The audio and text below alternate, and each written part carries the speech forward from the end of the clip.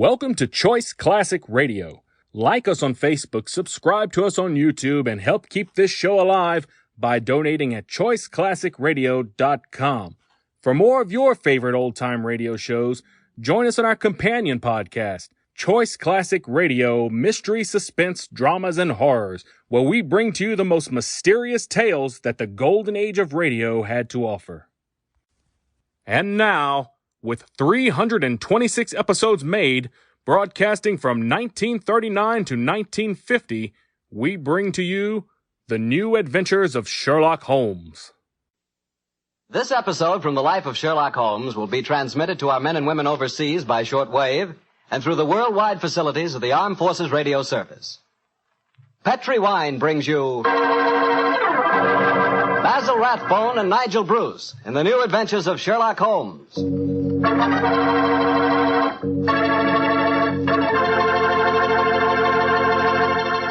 The Petri family, the family that took time to bring you good wine, invites you to listen to Dr. Watson tell us another exciting story about his good friend, that master detective, Sherlock Holmes. And I'd like to tell you something that maybe you already know. The fact that America's favorite wine is port wine. Did you know that?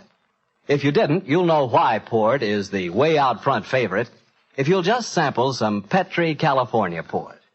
You just look at that Petri port and you know it's good. That wonderful, deep, rich red color.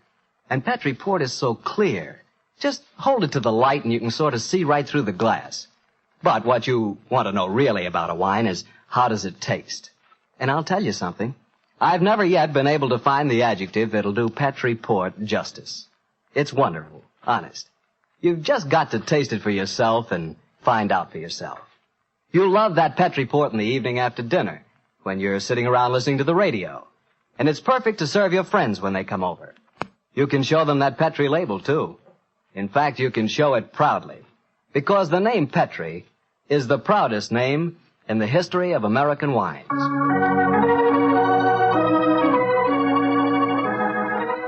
And now for our weekly doctor's visit. Let's see. No, Mr. Bartell, don't say let's see if he's expecting us. You know I always expect you at this time on Monday evenings, my boy. So draw up your usual chair and settle down. Thanks, Doctor. That's it. All alone this evening, Doctor? Where are the puppies? Out on the patio. They had a most unfortunate encounter with a dead seal on the beach this afternoon. In consequence, they're a little malodorous, shall we say. In that case, Doctor, perhaps we'd better change the subject. So, suppose I ask you about tonight's new Sherlock Holmes adventure. Well, my boy, as I told you last week, the story took place in the foul alleyways of Limehouse. It was there on a foggy December evening in 1890 that my story began. An old friend and patient of mine, Isa Whitney, had disappeared, and his distraught wife had come to me for help. Knowing the man to be the victim of the shocking habit of taking opium, I suspected that I might find him in one of the vile dens inhabited by the dregs of the waterfront. And so, Mr. Bartell, about 5 o'clock on that December evening, I began my search. After an hour of fruitless wanderings, I found myself in a vile alley called Upper Swandam Lane. I could hear the distant moans of the riverboats as I walked, eyes alert, and hand on the revolver in my coat pocket.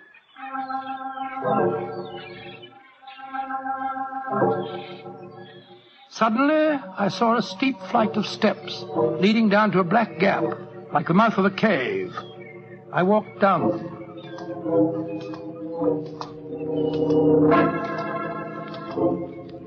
The steps were worn hollow in the center by the ceaseless tread of stumbling feet. I reached the bottom. A door faced me, and above it, a flickering oil lamp winked warnings at me. I found the latch and lifted it. The door squeaked open protestingly. And I entered.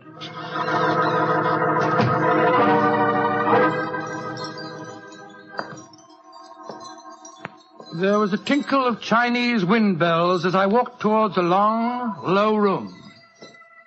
A strange sight met my eyes. Through the gloom, thick and heavy with the brown opium smoke, I saw that the room was terraced with wooden berths, like the forecastle of an emigrant ship. Out of the shadows there glimmered little red circles of light, now bright, now faint, as the burning poison waxed or waned in the metal pipes. Bodies lay in strange, fantastic poses. Bowed shoulders, bent knees, heads thrown back. The attendant came up to me with a pipe and beckoned me to an empty berth. I haven't come here to smoke your filthy drug. I'm looking for a friend, Mr. Isa Whitney. No, Mr. Whitney here. I'm going to search the place. You must not disturb the I'm priest. carrying a revolver, so you'd better not argue with me, my good man. Out of the way. I searched that filthy den, but found no trace of my missing friend. As I was leaving in despair, a long shaking hand reached out and plucked at my sleeve. I turned, and there sprawled in a berth was the wreckage of a man, his gaunt face yellow and twitching, his clothes filthy and ragged, and the pupil of his eyes like pinpoints. He spoke to me in a thin, quavering voice. For heaven's sake, get me out of here. Now, look here, my man. Don't say you won't help me, Governor. Ain't you got an heart? Please help me, Governor. Take me out of here. Strike me pink, I'm going balmy, I tell you. Oh, what must you expect if you indulge in this filthy habit? Take me out of here, Governor. I'll go straight this time. Cross me out, I will. Oh, very well. Come along with me. I suppose it's my duty to help you. Ah, bless you, Governor. Here you are. Here, now, give me your arm. You cannot take him away. He owe me money. That's a bleeding lie. I paid him when I come in, I did. He cannot go with you, Mr. You remember what I said about my revolver, you blackguard? If I have any more trouble with you, I'll fetch the police. Come along. He owe me money. He owe me money. Infernal scoundrel, owe me money. Tell owe me him money, all owe me proper, money. Governor. I'd hope you didn't.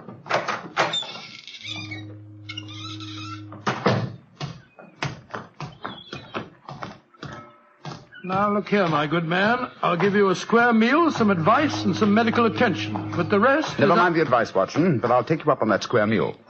Holmes. Yes, I'm very glad to see you, old fellow. What brought you to that filthy den of iniquity? Oh, gracious me, I want to find a friend. And I, an enemy. Your disguise is wonderful. It completely fooled me. But I'm afraid the proprietor was beginning to penetrate it. That's why I staged the little rescue scene. Had I been recognized, my life wouldn't have been worth an hour's purchase. Well, how long had you been there? Why were you there? Come on, Holmes. Tell me all about it. With pleasure, old chap. But first, let's find a chop house. I want that square meal you promised me.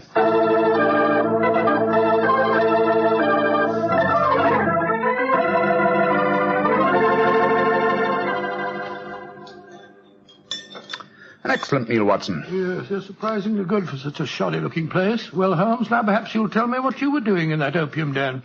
I've already told you my story. I'm shadowing a most unusual criminal. A man who haunts the opium dens. And yet I know that he himself is not an addict. Oh, I don't see anything very criminal about that. He might be looking for a thrill, or perhaps he's one of those writer fellows or something. But this man pretends to be an addict. I watched him closely. He fakes his smoking, and grease paint has enabled him to simulate the characteristic pallor of a drug victim.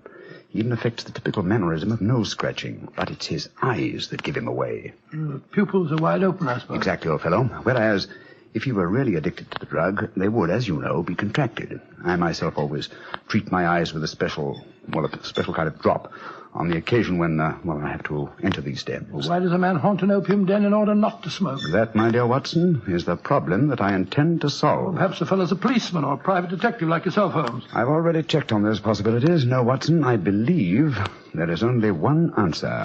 I believe the man is planning a murder. A murder?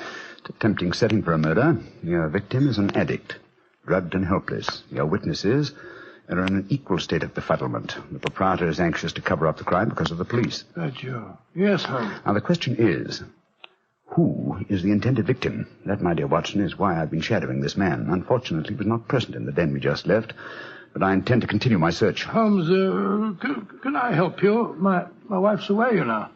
You know, it's a long time since we were on a case together. I should be delighted, my dear chap.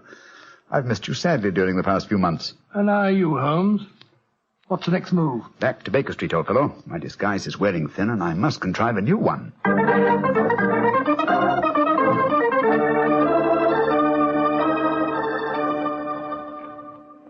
New disguise, eh?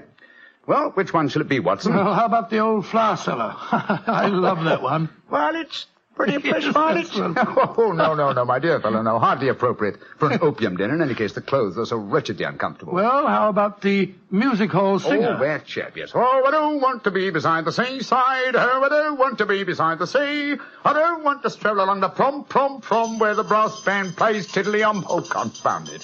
Who can that be? You weren't expecting anyone, were you? No. So this is just like the old days. The doorbell ringing, Mrs. Hudson toddling off and bringing up some poor devil in trouble and... You say that rather wistfully, old fellow. Don't tell me that you repent of marriage. No, of course not, Holmes. Mary's a perfect darling, and I couldn't be happier. Just the same. It is rather fun to be back here again. Come in. Yes, Mrs. Hudson? It's a gentleman, sir. He gave me this card. Says he's very anxious to see you. Wayne J. Leyton, President, Leyton Corporation, Chicago, United States. Ask him to come up, will you, Mrs. Hudson? Aye, sir. Well, it's quite like old times to see you back here, Dr. Watson. That's just what I was saying myself, Mrs. Hudson. Mr. Leyton has scribbled a message on the back of his card. If £1,000 for a week's work interests you, you'll see me. £1,000? Big fish, Watson. Very big fish. This way, sir. Thank you. Oh. How do you do, Mr. Leyton? I guess you're Sherlock Holmes. You guessed correctly, sir. Excuse me. Oh, Mrs. Hudson, just a moment, Mrs. Hudson. Aye, Mr. Holmes. Sit down, won't you, Slayton? My name's Watson, Dr. Watson. I'm Sherlock Holmes' colleague. Yes, I've heard about you, too. Like a cigar, Doctor? It's a good one. Set me back 3 shillings. Oh, 3 shillings. Oh, thank you. That's very nice, sir. Just put one. Oh, No, I 3 shillings. yourself. Splendid. And now, Mr. Leyton, may I ask what brings you here? I'll talk fast and to the point. I'm a businessman. I like to do things in a business way. I have a chance to control the guano deposits of the Republic of San Pedro. Their minister will be in London tomorrow, and if it weren't for one thing, I know that I could swing the deal and get the concession. And what is that one thing, Mr. Leyton? The deal is secrecy. I thought no one knew about it, but when I got here, I found out that my biggest business rival has gotten wind of what's going on. He's an Englishman. I've never met him, but he's right here in London. Now, I'm not going to tell you his name, not until you give me your word that you'll work for me. Just what you wish me to do, Mr. Leyton. Get this rival of mine and keep him out of circulation for a week. I don't care how you do it, and I won't ask. In a week's time, I'll give you the other half of this £500 I brought with me. Oh, good Scott. What kind of Watson, detective give Mr. Leyton his hat and gloves. That's it. Thanks, old fellow. Goodbye, sir. What are you doing, throwing me out? I can't think where you gathered the impression that I indulged in kidnapping. Once again, goodbye, sir. And here, sir, you can take back your cigar. Well, if you don't want some easy money, I'll soon find someone else that does. This is the last you'll see of me, Mr. Holmes. Life is full of little consolations. Some people seem to think that money can Watson, the game's afoot. Mr. Leyton is the man I've been seeking. The man who pretends to be an opium smoker. Why in blazes did you let him get away? Here, I'll go after him. No. Don't worry. I've already arranged for that. Oh, how? When I left the room just now to talk to Mrs. Hudson, I was intending to tell her to summon some of my band of street urchins. You know, the Baker Street irregulars. When she informed me that half a dozen of them were in the kitchen at this very moment, partaking of one of her incomparable steak and kidney pies. The rest should be obvious. You left instructions for one of them to shadow Mr. Leyton when he left here. Elementary, my dear Watson. Oh, don't tell me that Leyton back again. No, I think not. I should say that at the moment he's just about to walk out of the front door. No, I think we shall have another visitor. And judging by the commotion, the incoming and the outgoing visitors know each other and are not on the best of terms. Well, it sounds to me as if they're having a fight. Here comes Mrs. Hudson to tell us about it. Come in. Oh, Mr. Holmes, you've got another visitor. So I gathered. Mrs. Hudson, you gave my instructions to one of the boys? I did that, sir. Young Wiggins was going to follow the gentleman. Mrs. Hudson, what was all that commotion about downstairs just now? Oh, it was the 2 gentlemen shouting at each other.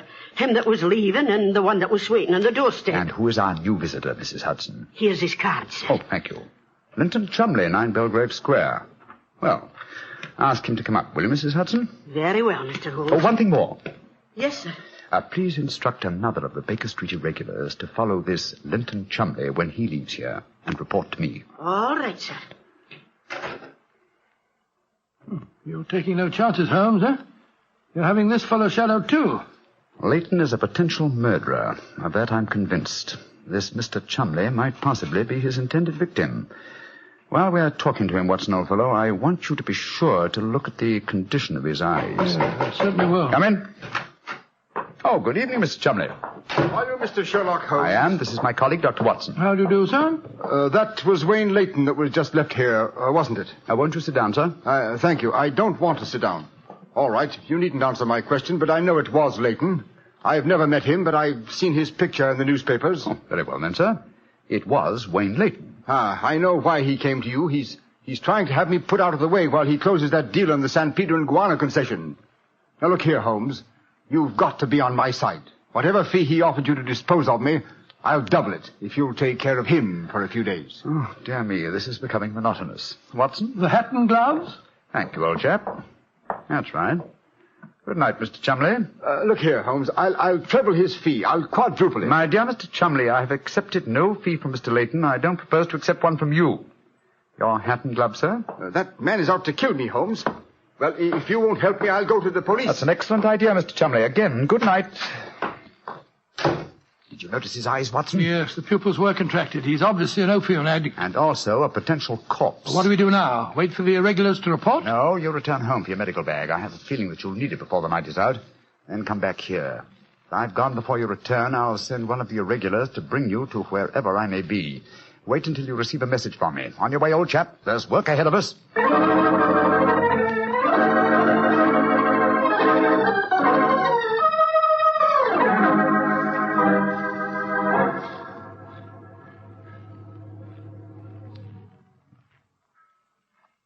Wiggins, you're certain that this is the place that Mr. Holmes told you to bring me to? Oh, yes, Dr. Watson. The corner of Swanham Line and Brixton Street, Mr. Holmes said. Yeah, well, this is the spot, all right.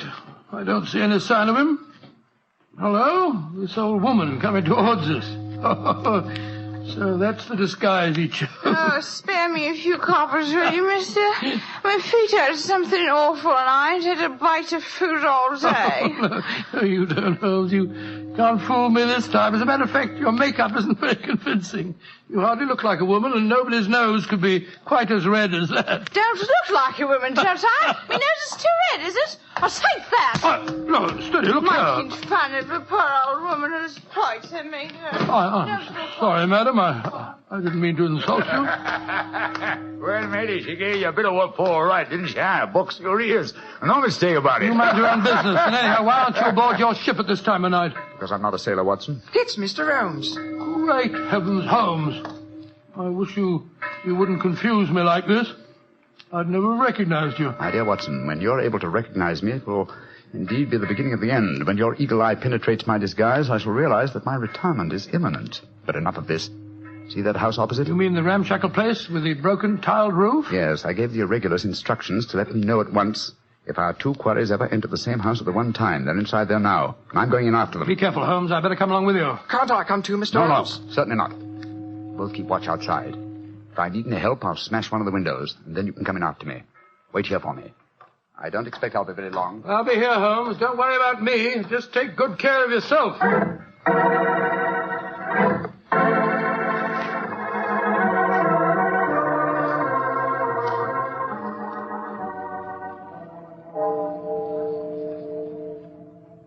It's 1 o'clock, Doctor. Yes, I know, Wiggins. He's been in there half an hour. I'm beginning to get worried. Start going after him, sir. No, Wiggins. You know Mr. Holmes. When he gives orders, he likes them. There's the signal for help.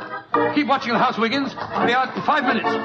Go for the police. Right, you are, sir. All right, Holmes, all right. I'm coming.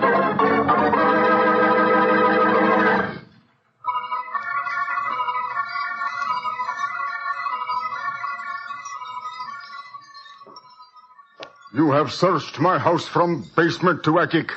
Why do you not give up? I tell you again, there has been no one here tonight. But my friend came in here half an hour ago. I saw him, and before that, 2 other men are known to have come in here. If that is so, then where are they? 3 men cannot vanish. That's just the point, you scoundrel. Out of the way. I'm going to search this hovel again. I'm not leaving here until I find Mr. Sherlock Holmes.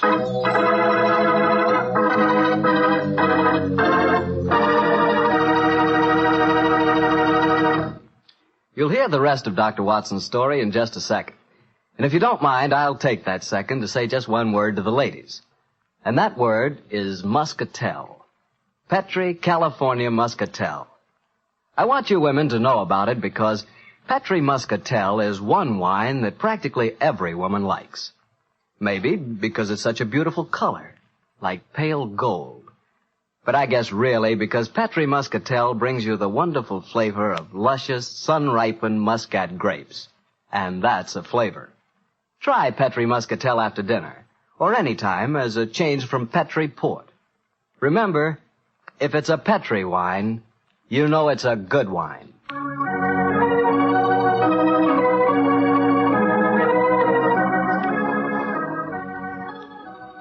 And now back to Dr. Watson and tonight's story, The Eyes of Mr. Leyton. Well, what happened next, Doctor? When you searched the house for the second time, did you find any trace of Sherlock Holmes or the two rival businessmen? No, Mr. Bartell, I'm afraid I didn't. What did you do? I told Wiggins to report the matter to the nearest police station and then rattle back to Baker Street in a hansom cab as fast as I could. When I arrived at the old familiar doorstep, I wrenched at the bell in a frenzy of anxiety. Finally, the door opened, and there stood Mrs. Hudson. Dr. Watson, what is it, sir? Why, you're as white as a ghost. Mr. Holmes, is he here? Aye, sir, came in half an hour ago. He was dressed as a sailor and was half carrying some drunken friend of his. Oh, thank heavens he's safe. I'll go up. All right, sir.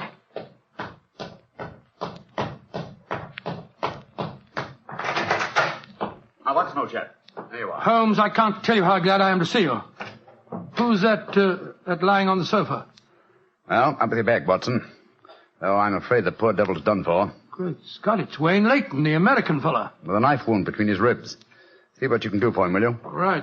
This is extraordinary, Holmes. You said that Leyton was a potential murderer, and now he's a victim himself. The biter bit, eh, old chap?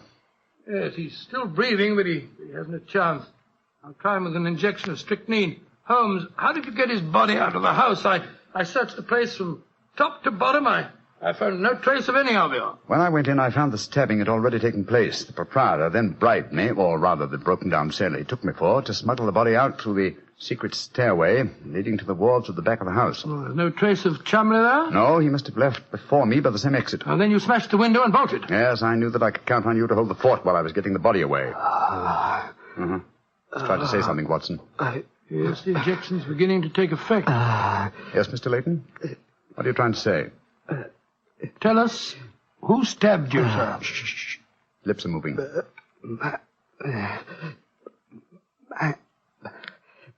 Mandalay.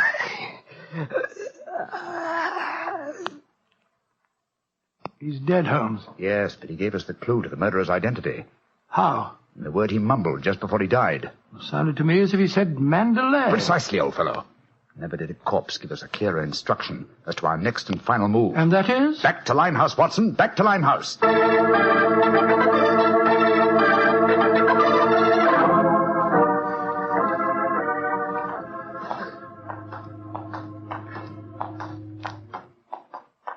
Here we are. This must be the place. What's this? Another opium den? Yes, I knew that since Chumley refrained from smoking earlier on in the night, in order to keep his faculties alert for murder, that an enormous reaction would set in. He'd have to find a den at once, and beyond question a different one from that in which the murder was committed. But how do you know that he's inside here? Well, just before you returned to Baker Street tonight, I had a message from one of my irregulars.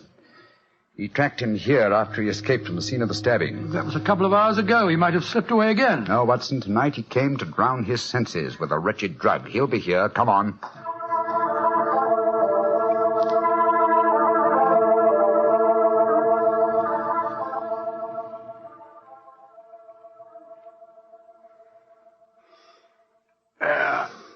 That second injection of caffeine should bring him round. He's heavily drugged, but I think it'll work. Surprising what a £5 note will do, isn't it? Yes, the proprietor let us bring Chumley into his private room and he's coming to. Who are you? What do you want? Remember me, sir? I'm Sherlock Holmes. Oh, yes, I remember you. You're in serious trouble, Mr. Chumley. Very serious trouble. Trouble? What trouble? Wayne Leyton didn't die. Oh. He's badly wounded, but he's going to live. He's at Baker Street now. He wants to go to the police and give evidence. You've got to get me out of this, Holmes. I'll pay you anything. 10,000, 20,000. Why did you stab Leyton? He was in my way. I wanted the San Pedro concession. I meant to kill him. But we can fix it up now, can't we, Holmes? We can fix it up now. Yes, we can fix it beautifully, sir. As neat a murder confession as ever I listened to, Holmes. Exactly. Come along, Mr. Chumley. I think some night air will be good for you. We'll take you for a nice drive to Scotland Yard.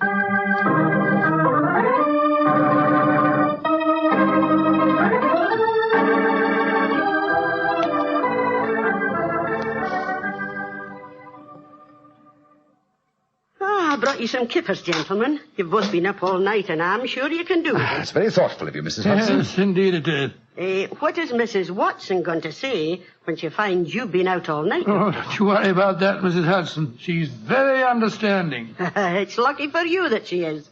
Well, I'll go and leave you to your breakfast. Holmes. Yes, dear fellow? There's only one thing that puzzles me about this case. Oh, what's that? When Leyton was dying, he muttered the word Mandalay. How did that give you the key to the murderer's identity? Oh, the dead American had never met Mr. Chumley, you remember, except when they bumped into each other in our hallway. Yes, he told us that he recognized him from the newspaper photograph. Being an American, he had no reason to know that the name Chumley is in no way pronounced the way it is spelt. But I never thought of that. Chumley. That name's spelt C-H-O-L, Chow, M-O-N, Mon, D-E-D, L-E-Y. Chol Mondele. Mondele. Precisely, old fellow. What you thought to be Mandalay was really Chol Mondele, the name of the murderer. What an amazing case. You did a remarkable job, Holmes. I'm beginning to be confoundedly sleepy. Why not sleep, old chap? Your old room's all ready for you. Are you going to take a nap? Oh, dear me, no. I have much too busy a day ahead of me. Let me look at my engagement book. Baxter Square murder. I put the police on the track. The Duchess of Ferrers. I've got her material. The princess who was about to run away from home. Good gracious me, let her run. The Pope's cameos. Ah, yes. His Holiness must not be kept waiting. Can I help you again, Holmes? Mary doesn't return until tomorrow. Well, I thought you were sleepy, old fellow. Sleepy rubbish. I never felt more wide awake in my life.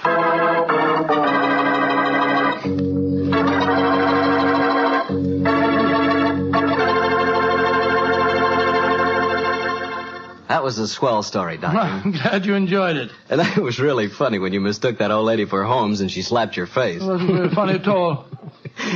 Sure it was. Come on, admit it, Doctor. Well, she did look like Holmes in disguise, you know, and you would have made the same mistake that I did. Okay. Her nose was ridiculously red, and she did look like a man. Look, Doctor, forget I ever said anything. I won't say another word. I'll keep my mouth closed forever.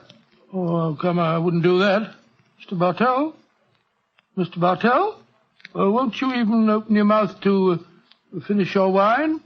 Your Petri wine? Okay, you win. You know I'll open my mouth for Petri wine anytime. That Petri wine is always good wine. And for good reason, too. The Petri family has always owned and operated the Petri business. They've been making fine wines for 3 generations, since way back in the 1800s. That adds up to a lot of experience. Experience handed on down from father to son, from father to son. The Petri family really knows how to turn luscious California grapes into fragrant, delicious wine. And that's why, no matter what kind of wine you want, I'm sure you'll like it better if it's a Petri wine. Because Petri took time to bring you good wine. And now, Dr. Watson, what story are you going to tell us next week? Well, now, next week, Mr. Bartell, I'm going to tell you a most unusual adventure that Holmes and I had in the heart of the English countryside. It concerns a corpse, a missing revolver, and a beautiful girl who was frightened of her own shadow.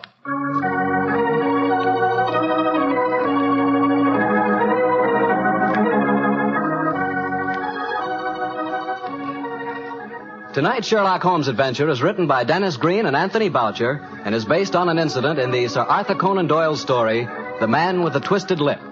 Mr. Rathbone appears through the courtesy of Metro-Goldwyn-Mayer, and Mr. Bruce through the courtesy of Universal Pictures, where they are now starring in the Sherlock Holmes series. The Petri Wine Company of San Francisco, California, invites you to tune in again next week, same time, same station. The Petri family took the time to bring you such good wine. So when you eat and when you cook, remember Petri wine. To make good food taste better, Remember, Petri.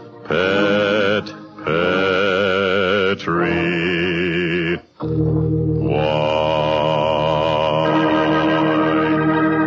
this is Harry Bartell saying goodnight for the Petri family. Sherlock Holmes comes to you from our Hollywood studios. This is the Mutual Broadcasting System.